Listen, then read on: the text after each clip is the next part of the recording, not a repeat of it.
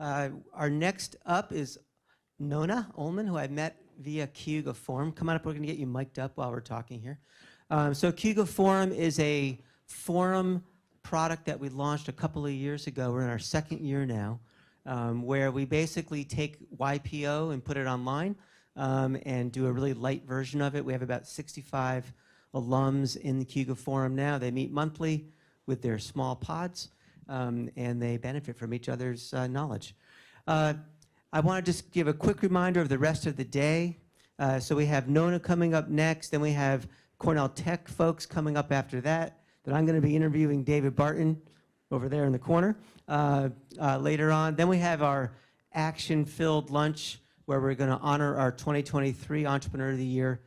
President Pollock will be here for that, which will be fantastic. And then we're going to wrap it up with a very fun session with the Cornell Thank You podcast founders, Michelle and Steph, who are not in the room right now, I don't think, but will be later. So that's the rest of the day. We'll wrap up probably around 2:30 so you can get outside and enjoy our summer for a day before next week, which turns cold again. Nona, are you good to go? I don't know where my slides Where's the are. clicker? Did the clicker show up? I need slides. Let me see the clicker. Whoops, go back to Preso mode. Sorry. It's okay. They're all on the same deck. Oh, okay.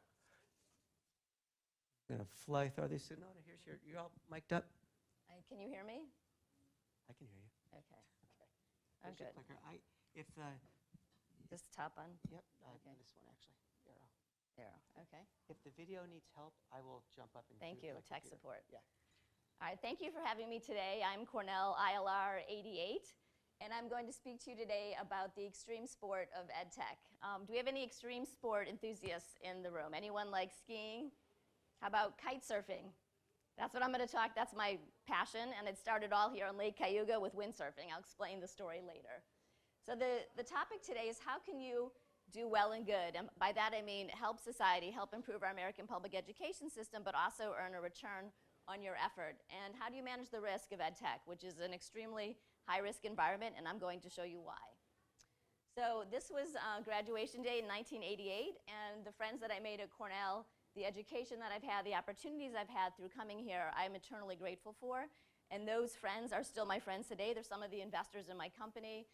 While I was at Cornell, I played squash. I was a member of Pi Beta Phi sorority.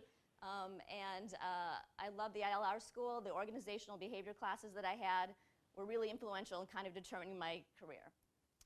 So I come from an education family. My mom was a teacher. My dad was a labor attorney for school districts. And originally I thought I wanted to be a labor lawyer like my father, so that's why I went to ILR. And then after that, I ended up spending 30 years really in the education industry as a management consultant. So when I started working at KPMG, I started the education practice there. I grew it from 500,000 to 20 million. I made managing director at 36 and led the national K-12 practice. I worked with Oracle, SAP, PeopleSoft to implement large-scale technology back office systems like HR, payroll, finance, data warehousing work in school districts around the country. Did a lot of strategy and operational work as well. And then my first entrepreneurship opportunity was when KPMG sold off the consulting practice and it went bankrupt, and I was able to take the practice, which I've now had for 17 years, and run it on my own. And it's actually been amazing. Some of my recent projects include working for the governor of New Mexico. Governor Grisham had an executive order to reduce administrative burden on teachers and administrators by 25%, and we actually reduced burden by 34%, working with the entire staff of the Department of Ed and teachers and administrators by reducing paperwork and consolidating the use of data. Worked with the state of Texas to help manage $100 million of ESSER funding. Their strategy for reducing COVID learning loss was to implement high-quality instructional materials, and they had a number of other strategies. My job was to come up with the performance metrics and help them project manage that work across 190 districts through 13 technical assistance providers. I've also worked with implementing large-scale instructional technology implementations with the New York City DOE, 19 projects, 5 years at Greenwich Public Schools. After all of this work and kind of deep immersion in the industry, what I realized is I think student engagement and improving that is really the key to improving public education, and that's why I started LessonLoop. So that's the problem that I wanted to solve. I know as entrepreneurs we're all focused on, I don't need to tell you that, solving some important problem for us. And the reason I like being an entrepreneur is working for a big firm was great for the training, but you're solving someone else's vision, and I wanted to solve my vision in the way that I wanted to do it. So I'm not sure if you realize this, but 86% of students report being bored in class. The predominant method of instruction in our K-12 education is lecture, and that is not the best way for students to learn. And if you're not engaged, you're not learning. And the research says that if you are actively learning, if it's joyful, if it's exciting, if it's meaningful to you, you learn an average of 4.5 months more of academic content than in less engaging classrooms. But the issue is there's no way to collect that data. There's no national standard of student engagement. So my thought was we need to create a way to measure student engagement in real time in the classroom. And this is a fixable problem. The reason that kids aren't engaged is that the material's not interesting, or the teaching method isn't interesting, or it's not challenging enough. But right now, the teachers, when they're teaching, I don't know what you're thinking, right? There's no way I can see, like, you seem to be paying attention, but there's a lot of ritual compliance where you may be looking at me and nodding your head, but you may be thinking about something, you know, that you have to do tomorrow. The other issue is that in K-12, there's a lot of money being spent on professional learning for teachers. It's a $54 billion TAM, $18,000 per year per teacher. Most of that goes to paying the teachers for professional development days or teaching one another. The amount that's spent externally is 2.9, the serviceable addressable market. And what my company does for $12,000 to $15,000 per school, if we serviced all 90,000 schools, we would get $1.1 billion of standard addressable market. And my thought was that basically you take the student engagement data and you have that drive the professional learning, because now you know what's working. Right now, the professional learning, there's no way to measure whether or not it's working. So it's really, the key is this loop. So in education, you have this curriculum over here, right? The standards of what children should know and be able to do in all subjects. And then you have professional learning to teach the teachers how to implement the curriculum, and then they deliver it. That's the instructional practice. My insight was what's missing is before they can achieve the outcomes, you have to know whether they're engaged in class. So my goal was to collect the student engagement data in real time and then use that to drive professional learning. So what we do basically is we are an online platform, and we gather learner engagement analytic data. We translate student voice from anonymous surveys issued at the end of a class lesson. It's a formative assessment of student engagement. And then we translate that into immediate insight for teachers in the form of lesson engagement reports and coaching tips. And the goal is to improve student outcomes. So what it is we created this survey, and ironically, for kids to take it seriously, we had to make it fun. So I hired game designers and illustrators and animators. We have 9 categories of student engagement. Kids take it at the end of a class lesson, and I'm going to give you a chance to take it at the end of this, and I'd love for you to tell me how engaging this lecture was. We have these lesson engagement reports here. We provide, we have a group of tip masters, which are instructional coaches and veteran teachers that basically review the subject, grade, and lesson information that the teachers enter, and they look at the lowest scoring question on the student engagement survey, and they issue a tip. And then we ask the teachers to go back and talk to the students, because that's probably the most important part. The students want you to know who they are. You want you to validate their voice, otherwise they won't continue giving them information. You want them to take ownership of their learning, and you want to build those relationships, because the students know you care, they'll do a lot for you. And the goal is higher achieving students and also supported educators. If you're a parent, you know you're only as happy as your least happy kid. So if you have very unhappy, disengaged kids in your class, it's going to be a lot harder for you. So we basically are B2G. We sell to government, school districts, state education agencies. The core customer, and this is tough in education, is knowing who your customer is. Our principals, educators use this platform, and students. And then we also work with professional learning organizations who provide professional learning but are looking for a way to demonstrate their impact with school districts and state education agencies. So entrepreneurship is scary. I know many of you in this room are entrepreneurs, and for me it was pretty terrifying to go from management consulting, where I've been doing it a long time, I know how to do it, to actually creating a product and selling the product. And so I thought this was, hopefully it's going to work. This is how I feel. Oops, did it? All right, you're going to. I found that people under 20 don't know this series, but for those of us who are older, it really resonates. That's not even my slide. If you just press that, yeah, it should work. You guys remember this scene? Impossible. Nobody can jump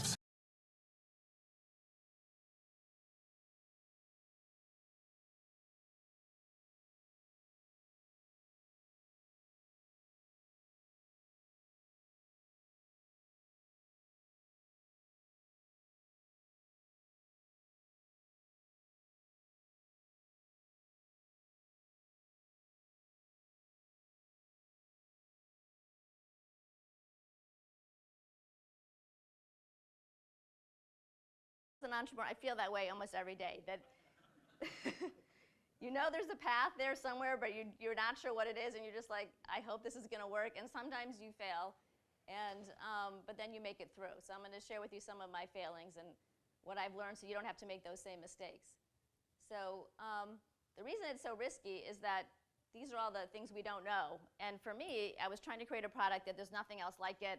I'm solving a big problem and just coming up with what the solution looks like and getting people to use it.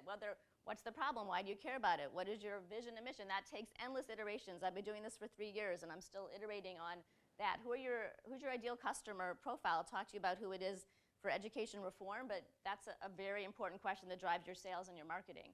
What is your product? And I find I was building a lot of product. You have to make sure you get customer input and don't overbuild your product. What is your unique value proposition? Why are you different than others? And what's your go-to-market strategy? Without revenue, there is no business. So that's like super important. And then, how do you price it? What are your revenue projections? How do you minimize your costs and be capital efficient? So back to the kite surfing analogy, like there's a lot of pain. So this is how I started out. Let's see if this one, I have a lot of video for you. There's another one later on too. So I don't know if any of you have ever tried it, but it started out when I was in the Cayman Islands. My whole family went scuba diving, and I stayed down too long. There was some new computer, and if I'd gone out the next day, I would have gotten the bend. So they're like, you are done diving. And I'm like, well, I'm going to go windsurfing. I learned at Cornell. There's no windsurfing, so then I tried kite surfing, and this is what happened like one of the first times. So it's like, and it's really painful. And look, it took like 60 hours to get some measure, and now I kind of just like showing it over and over again. I know. I actually have like a series that show me gradually getting better, but this is like what it's like in entrepreneurship. And now I can actually do it, but it's taken 60 hours and a lot of time, a lot of money, and a lot of like bruises. But glad I have you to assist me here.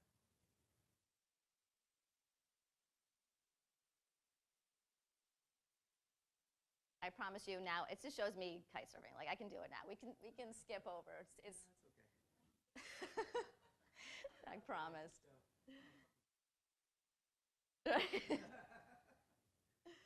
That's all right. Just picture any successful kite surfer. I can tell you, she looks awesome. All right, go to the next one.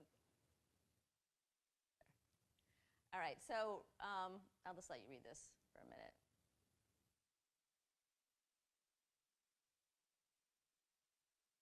So it's the financial death, right, that you're worried about with entrepreneurship. Kite surfing, you could actually physically die, and it happens. But this, entrepreneurship, it's more just like that, what happens if it doesn't work? And I've borrowed money from family and friends, and I've investors, and it goes away, and it's pretty terrifying. So how do you manage the risk? That's what this is all about, and especially how do you manage the risk in EdTech?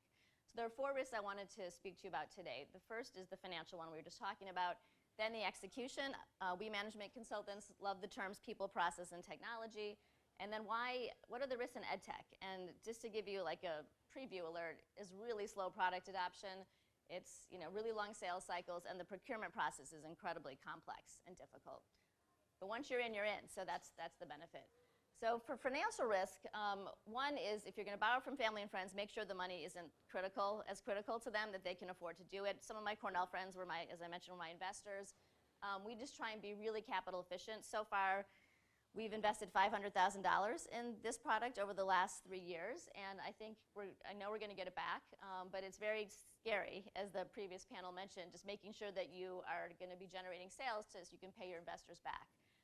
In kite surfing, you don't go out if there's no wind, right? There has to be wind, and certain months of the year the wind blows. The same thing in sales. Like if you have to be in K-12 in a budget line item, so I'm in the professional learning budget line item. So every school district has like all these line items they budget for, and if you're not in a line item, you're going to have a much harder time selling. So I also fit in the assessment line item, and we fit in the instructional technology line item.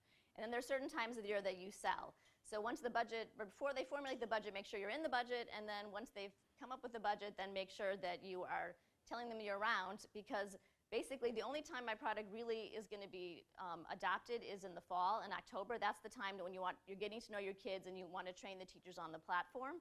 And then by the time you get to December, it's the holidays, and then you have January to like March, and then you have standardized testing, and so then no one's going to be buying in the standardized testing realm. And now I have from now and through the summer to sell for the next year. So when you're executing on the team, so I am not a coder. I needed to find a programmer to build my platform for me. And I think one of the key issues you face with finding your team when you first start out is you just pick a friend, say, help me. I have a dear college roommate who actually helped me, brilliant. We have very different styles. So like what I really need to do was go find someone who had Edtech experience, who was a coder, and then I had another, this is my team now. And the way that I found the team is I had applied for a business plan competition. I went to Wharton at the University of Pennsylvania, the Graduate School of Education. They have a Catalyst Institute. We came in as a semi-finalist, and then they really helped me identify, this originally was an idea, and then they said, here's a coder that can help you who's in LA, that's Ken. And then we went to these other conferences where you can meet in front of superintendents and show them your idea. And then I met Art, who like really loved my idea, and he was a retired superintendent who's now introducing me to people, and I have a big helper in Kentucky, which is one of our key states. And then John Katzman was a client many, many years ago now. He's a big Edtech entrepreneur, has had like 2 unicorns, and has been super helpful. And I've just found that if you find the right mentors, they'll help you with the sales strategy, with the pricing, and with how you your pitch, with the financial area. So there's a lot of amazing people that have been helpful. And then a plug for Cayuga Forum here at Cornell. This is my pod. So you can participate as an alumni. Zach's running this program, and we have a group that meets monthly. Gary is in my pod. And I do have my sales advisor, David Manor, also is here. So I just want to give a little shout out to those guys. But you get a lot of conflicting advice, right? Especially on sales as a startup. Some people are like, founder-led sales. You are most passionate about your product. Don't hire a salesperson. You be the first salesperson until you hit a certain metric. Whereas other people are like, if you want growth, go hire like a principal, retired principal, have him go talk to like 20 of his friends and get you into 30 schools. And you just hear lots of different advice, and you have to figure out who you want to listen to. And then education time, as I mentioned, is like, the system's been around for a long time. We all know that there are issues. I think they're fixable. But it takes 5 to 7 years, really, and that's what you have to tell your investors before they're going to see a return generally, because it takes a long time to establish presence. We're dealing with children, and you want to make sure that what you're doing works, right? And also, just people don't know you. It's a relationship-driven business like any others, and you have to establish yourself and your credibility. And the sales cycles are really long. It's 8 months to like 24 months from when you meet someone or they hear about you to they might implement you. So you really need to have staying power, and it's worth it. Because once you're in and you're doing good work, they will keep you for a long time. So the other way to manage the risk of the process is this product market fit curve, which I absolutely love. So initially, before your startup, you're like, I have the best idea. This is going to change the world. And you have this like delusional optimism. And then, right, then you start like experimenting and pivoting and showing your product to clients and getting feedback. And it's just, there's problems, like this part doesn't work, that part doesn't work. It wasn't exciting for kids, or you made us do the whole survey, we just wanted to pick like one category. We didn't want to do the whole survey, or we didn't like the way the tip looks. And so you're in this trough of sorrow where you're like pivoting and trying, and then it starts to work and you think you have it, and then you're not really sure you have it. And so we just issued version 1.0 of our software after like 3 years of piloting it in October. And we have a school 200 miles east of here, the Jefferson Central School. It's a K-12 district. There's only 120 kids. There's sometimes just 5 kids in a class. So you would think they would know their students. Well, not necessarily. It's a low-performing school district. So we went in there, and it takes 4 sessions of like training sometimes to implement our product. Some people see 1 hour, and then they know how to do it. But what we found is that teachers don't even think about the concept of student engagement. They look at attendance, they look at whether or not they're completing their assignments, their grades, but they don't think, how is my instruction landing on this student? Are they engaged in what I'm actually doing? Is it active for them? They don't think about it that way, and they don't know when kids are falling behind or having issues or it's too fast. And sometimes kids are afraid to say anything, right? So that's part of the problem we're trying to solve. So the first session we went in, and they were really excited about it, which is good, because the first time I delivered it, I fell flat on my face. I talked too much about data. That was a learning point, and the teachers were like horrified. So then I learned, all right, you have to like soft sell it, and we had this nice little like hands-on exercise, and we talked about like joy and excitement, and let's get the kids, it's going to be fun. So then we figured that out. So the first session went well. And the second session I knew was oftentimes tough, because people come back and the kids aren't engaged, and some of the scores are low. And so it's like, we did this in Jefferson, and some people are like, well, I didn't like it. And literally, like, I'm sitting there, and I'm just like, oh, I spent $500,000, and these people don't like it. It wasn't worth the time. Like, I already knew they weren't engaged. I'm like, wait, you knew they weren't engaged? What are you doing about it? And then you come back the third time, and they've issued the survey, and they issued a second survey, and they said they were willing to try it again, and we had tips come in, and we started talking to them about how to interpret the reports. And that's when they start seeing, like, once they learn things about the kids that can really help them. And so one example was a teacher, this is an art class, was not providing enough instruction, and she had terrible scores. And she's like, you know, I need to provide more instruction. And her score started going up. And then there was another teacher who said I was giving kids too much time in class to do an essay, and they were bored. And they actually, like, wrote it. We have a free response, and they're like, it's boring. Like, you give us too much time. So then he shortened the assignment for the next time and had the people that finished faster serve as peer advisors to the other students. And then the principal said to me, I've been trying to get this guy to change for 2 years. This is the first thing that's worked, is when he hears the students telling him. And so then, you know, I realized that it wasn't product market fit, but it was really, and this is what happens with management consulting when you put a big system in, it was an implementation dip. So what I realized was that whenever you ask someone to try something new for the first time, even if it's like change your grip on your tennis racket or your golf club, what happens is there's like this discomfort or fear when you're trying to change it, or new data's coming in that maybe is, you know, it shows you have room for opportunity for improvement. And then once they start understanding the data or learning the new practice, then they get even better than before. And I realized it wasn't product market fit, it was actually an implementation dip. So that was a huge learning for me. In terms of managing your procurement risk, so what you need to do in education, especially when you're starting out, is you have to narrow it down, like niche down and narrow it down. So I picked 2 states. My product requires, when you talk about alignment with values and mission, it requires education leaders who value student voice, who are data-driven, who are willing to try new things and be innovative, who really want to create a joyful, exciting, experiential learning process for their kids. It's not people that are just trying to grind out to the standardized test score. It's like, we really want this to be a meaningful, engaging, exciting experience for our kids to have 21st century skills, which are creativity, you know, critical thinking, collaboration, and communication. So it turns out, you may not know this, but Kentucky is a big, innovative state in education, and they also have a long history of student voice. And then New York as well.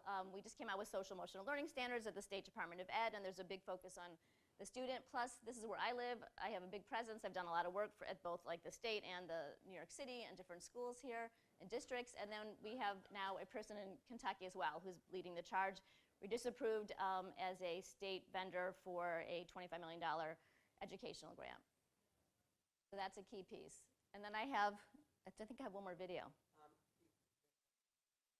Okay, so this is the principal at that school I was telling you about, and I did not plant this with Andrea when she said we want to create, you know, game changing, but I just want you to hear what he said about our product. This is a user interview.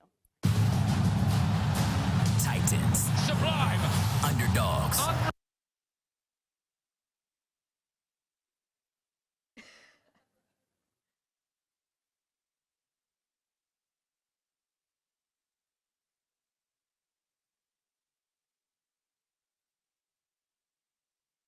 Attached to it. LessonLoop is a tool to begin getting data that'll help teachers very specifically know if their kids are engaged in the lessons.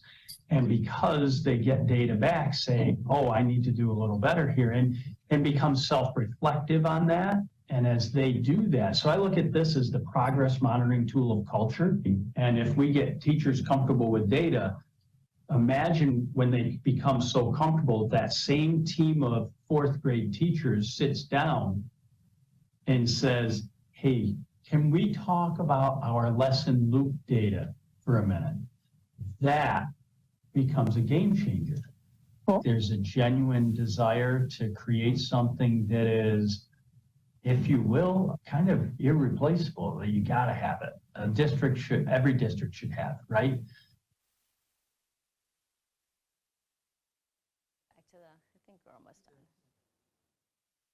We were really excited to hear that because we've been working really hard, and it was really validating that we're trying to make a difference and really create a new measure of student engagement in the industry, and I think we might actually do it. So we also just won, we were named as one of 10 finalists for a National Edtech Software Award, and we are also accepted into Brown University has the Annenberg Institute, and it's a research partnership of professional learning organizations that are trying to drive more research into education, and so we were just accepted as an affiliate there as well. So it looks promising. So I have a very important question. Is that you? That is not me. Okay, good. That is not me, no. But I guess I'm throwing out, so our goal is national measurement of student engagement, driving reform in the industry, because what gets measured gets taught, and people move in the direction of the questions that you ask. And so if we can ask the right questions with the standard of joyful, exciting, engaging learning, I think we can move the industry. So it's a big, bodacious risk, but I think we're going to be successful. And I'd just love to hear about your big, bodacious risks and what you guys are doing. And that's the end. Enjoy the journey. So here's the QR code if you want to see the product. You can either go to that link or you can use the QR code and you can see it. I gave you all the categories, so it's like a 7 or 8 minute survey. And then if you want to talk, I put a little open response. If you want to meet afterwards, you can put that in there. But you can pick a vibe. So we wanted the survey to be as engaging as the class, or to exemplify engagement. So we let kids choose like an urban theme or a planet theme, or if you have sensory issues, just pick like a plain vanilla theme. Yeah. So thank you. I'm happy to take questions. Questions for Nona? Not sure where our mic runners are. Oh, Amanda's in the back. I can do it too. Any questions? Yeah, hold on. Yeah, but it's better for the audience online if they go through the mics. That's why we have to run around with our mics. Getting my steps in, I guess. Here you go. Thank you so much. Hey, great presentation. Thank you so much for sharing all that. I have 2 main questions. One of them, I guess both of them, about the data that you're collecting from students. So the first one is, how did you land on this particular survey of what you were asking kids in a way that you knew you were getting data that was like honest and actionable? And then the second one is, have you considered anything a little more like biometric wise? Because there are some people who look at like EEG signals of student brain synchronization with the teacher, and eye tracking, for instance, is the immediate thing I would have thought you were going to do. But I have like a neuroscience background, so that's just my approach to things. I'll deal with the second question first. So teachers and school districts are a little bit wary of intrusive devices in the classroom. So, linking kids up to wires, or there are people that are out there doing video or listening, and even then there's a little bit of resistance. Not to say that that's not the future, but right now I wanted to just get them collecting the right data, and then we can figure out more about the biometric side of it. The way we came up upon this group of questions, I work with a professor from Purdue who specialized in student engagement, and we reviewed all the literature on the science of how kids learn best. So for example, we know that historically underserved students do better, learn STEM better, science, technology, engineering, and math, if it's active learning as opposed to passive learning. So we basically came up with a series of questions like, did you learn through anything other than passively listening to your teacher in this classroom? Did you experience joy? And we worked with a lot of students. And it was during COVID, so I have 3 kids. They were not engaged. And so I used my kids, other kids, and we basically had an expert jury panel of students and teachers and administrators, and we had a whole process. And we just went through all this, like lots of questions. It was formulated out of learning science, and then we basically went through and iterated, and then we did a Cronbach alpha analysis to test reliability, and we grouped the questions into the 8 categories, and then we've continued to pilot and test them for reliability and validity. Anybody else? Go ahead, Amanda. Sure, make me walk. Yeah, exactly. I don't think you need your steps, but it's okay. Amanda's having her Hi, multiple kid in about 2 weeks. Matthew Soloff from 2 months. Cornell a while ago. Anyway, my question is, how big a data set did it require before you could get actionable data? Because to me, that would be, you'd like to see early learning, but you also like to see validation in a larger population. And how did that work out? Yeah, honestly, the original pilot was 113 kids, and my PhD said that was sufficient for the original initial survey, and we've just been continuing to test it ever since then. So ideally, we're going to apply for an IES SBIR grant or additional research to continue to test it. I did submit our original journal article to the Journal of Educational Assessment, and they said just gather, it wasn't the amount of data, but they're like, just you need to do more test, retest, and longitudinal analysis. So as we get more, we're hopefully going to have 30 schools, and then we're going to start, we have the research design set up, but we do need to increase our research work. So if you're anyone, I'm looking for researchers, so if someone has experience in that area, please come talk to me. Anybody else? Sure. I got this one.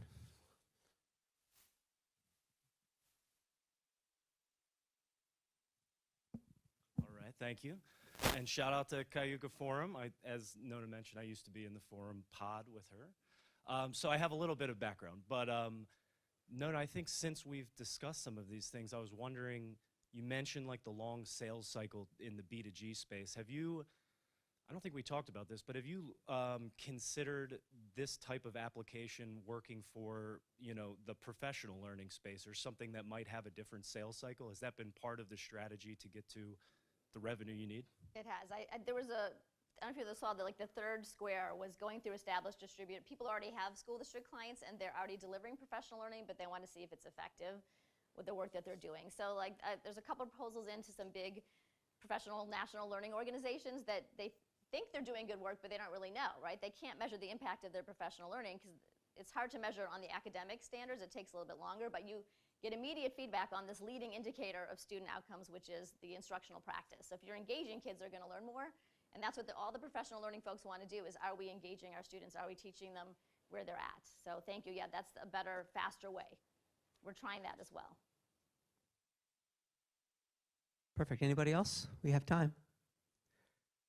Going once, twice. Steve. Do children really know what they want in terms of engagement? I've always wondered about, I know at Cornell, for example, students do a lot of surveys and they comment on their professors, and I've always wondered about, do they really understand what they need, even as university students, let alone K through 12?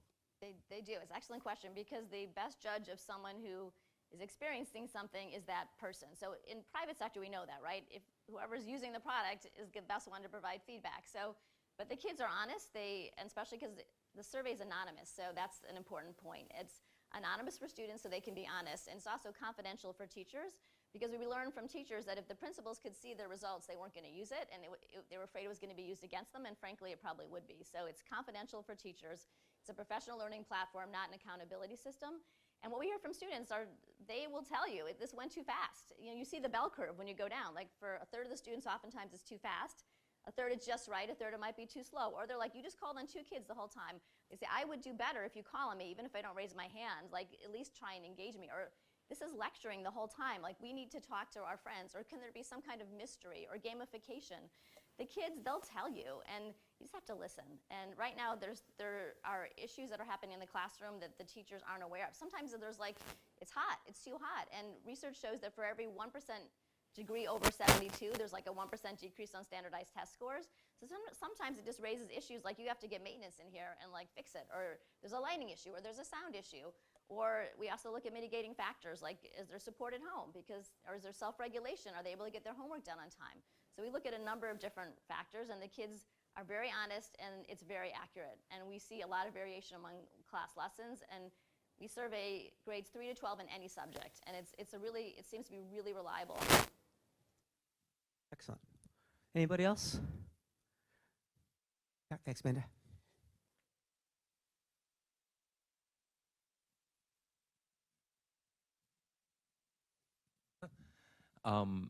On the topic of the bell curve, the distribution, one of the things that I think, you know, is going to be part of the future of education is something that's more individualized than a lecture is capable of being. How does your technology sort of interface with the fact that there is that bell curve and optimizing, like, I guess for the mean, or how do you like try to shift what the teachers are doing without leaving too many students behind or having too many students be bored? Great question. Yeah. So you're talking about personalization of learning. How do you meet every child where they're at for that given lesson, grade, and subject? And so a lot of what we're telling teachers too, they have to first know where kids are, and then you have to differentiate instruction. So if they're studying independently, there is adaptive software out there that can tell you where you need to go, and I think that's a great area for investment in education. But when you're actually delivering the instruction, you need to separate kids into the groups and allow them to work in small groups or independently, and then the teacher can go around and work with each group independently. But it's like, if you take yoga class and they say, all right, if the people really advanced, go do your handstand, and then everyone else do this, and if you're a little bit lower, you need a prop. But you have to be able to differentiate in any given class. But in order to do that, you need to know where everyone is. And so we're focused on kind of it works in hybrid environments, but we're focused on the human interaction and making that joyful and engaging and personalized and meaningful. But there is also a lot of investment in Edtech to create more personalized adaptive software in math or reading based on what you know and where you need to go and where you're struggling. And those are great too.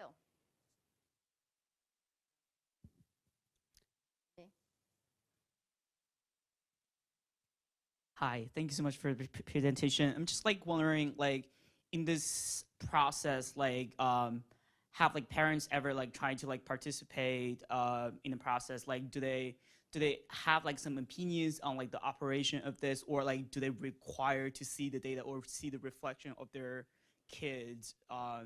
Yeah.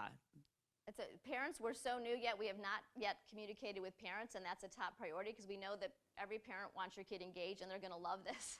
Because I remember as a parent, like my kid would be back, like it's boring, the class went too slow, and there's nothing more as a parent that you want than wanting your kid to be engaged and having an experience that's personalized to them. But our plan now is we're going to be issuing digital badges for student engagement, and we're hoping that the principal's going to want to share that with the families, that we're trying to engage your students, and our teachers are really taking your kid's voice into account and trying to improve their instruction. So we're going to have badges for growth in student engagement for teachers that score over a 4.0, which can be hard to do. We have a 5-point scale, and so if you have a student engagement champion at the 5.0 level, you can say how many champions you have, but it's all positive reinforcement. And then the other thing is there are certain things that families need to do for student engagement, like students that are struggling with stress is one of the questions, the mental health issues, the self-regulation. You need to enlist the parents, right, as partners. And so we don't, if a student says that they're feeling a high level stress to the point where they can't engage in the lesson, then we ask the teacher to say, we don't know who it is, but there's some of you that are experiencing a lot of stress in the classroom. Remember, we have a school counselor, we have a guidance counselor, please come talk to me. But if you're feeling super stressed, you need to reach out to someone. So we try and preserve student anonymity and respect their privacy, but also help them. But great question, thank you. It's funny because I could see teachers reacting negatively to too much parent input, right? Because it's a definite friction point. Yeah. Because parents can be a pain in the ass when it comes to teachers. How do you handle that? Well, right now, like I said, we haven't worked with the family engagement side of it yet, but it is a priority for us because we do think families do need to be partners in their kids' education. And there's a way to be supportive. So what usually happens is the best way to do it is how can you support your child at home? And if the child is struggling, what are ways you can help them? So it can be very positive, but there are some times when that's not the case, and that is driving some teachers out of the profession when they're feeling beat up by the parents. So you need to manage that dynamic and be supportive both ways. Okay, anything else? Super.